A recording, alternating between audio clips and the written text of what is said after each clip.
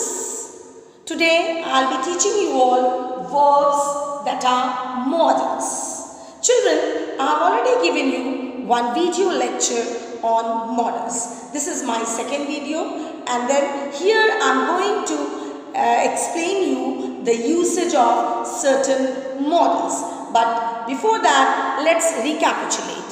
Children, modals express the mood and attitude of the speaker. Modal express the mood and attitude of the speaker.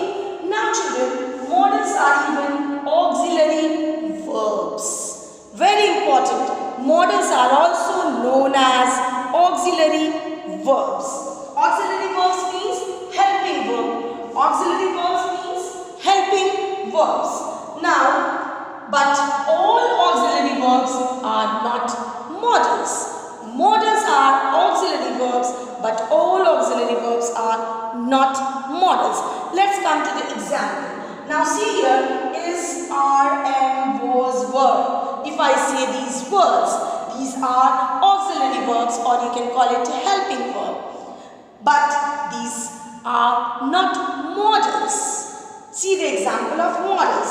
Can, could, may, might, shall, should, ought to. Now these are modals, and these modals are even auxiliary verbs. Now children, modals cannot stand on its own. Even any auxiliary verb cannot stand on its own. So here, this also auxiliary verb, these auxiliary verbs needs one main verb. The same way here, modals also need a main verb. So how we are going to use those main verb? Now modals are always followed by root verb.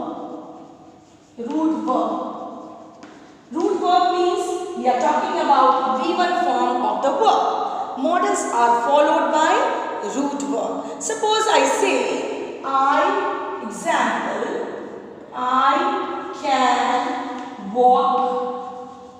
can walk fast. I can walk fast. Now this example, here we have used modal can. Yes, and the main verb walk is in V1 form.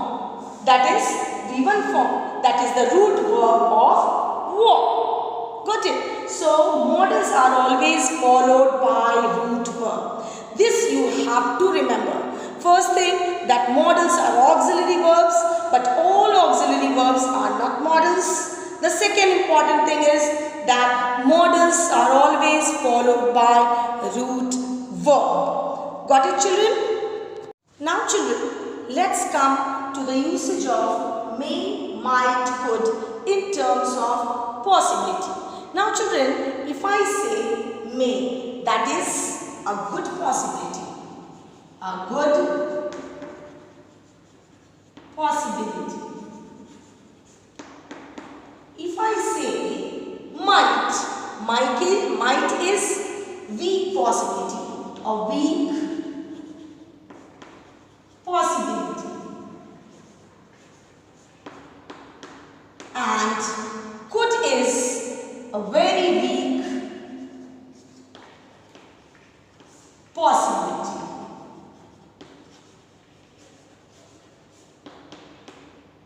Now children, if I say may, that is a good possibility, might is a weak possibility, and could is a very weak possibility. Now just see example of it. Children, let's come to the example. Now may, a good possibility, might, a weak possibility, and could is a very weak possibility. Let's come to the example. With the example, you will understand better. If I say the same sentence I have used and only I have changed the modals. Okay. Now see, he may come today. If I say he may come today, that means may is here, as we know that it's a good possibility. That means there is chance for him to come today. And if I say he might come today, that means I'm talking about a weak possibility of his. Got it? And then if I say he could come today, that means it's a very little chance of him to come. So now how the sentences changes, how it changes the meaning. When we use certain models, the meaning changes. The same sentence we have used, but we have changed the model. So now he may come today, he might come today, and he could come today. So the possibility is going down when we say may, it's good possibility, might lesser than that, and could is very weak. Children, let's come to the necessity and compulsion. Necessity and compulsion. What model we are going to use? Must and have to. Now children, must is insists something is done. The speaker insists something is done, and have to means there is an external compulsion and there is a kind of rule or the demand of the situation. So must means the speaker insists something is done, and have to is the external compulsion or a kind of rule and the demand of the situation. Children, one more important, most important thing that you should know is must doesn't have its past form.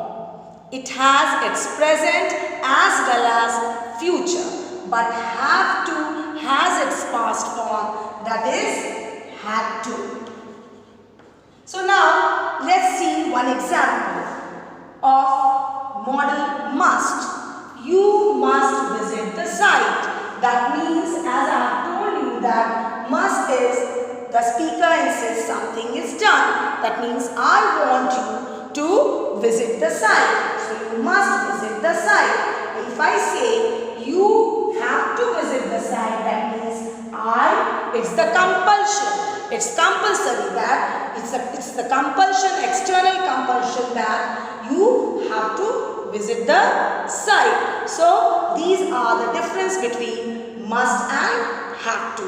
And must doesn't have its past form, it has its present as well as the future. That's all. Must is used for present or future, but have to has its past form, that is had to. Got it? Now must, see the example. You must visit the site today or tomorrow. Now today is present and tomorrow is future. Now with present and future both must is used. It doesn't have its past form. Now let's come to the second example, that is have to. Have to is used for present as well as the past. You have to visit the site today. That means I am talking about the present today. And if I say you have to visit the site yesterday, that means I am talking about the past. So this is the usage. Must is used for present as well as future. Present and future both. So that's all for today.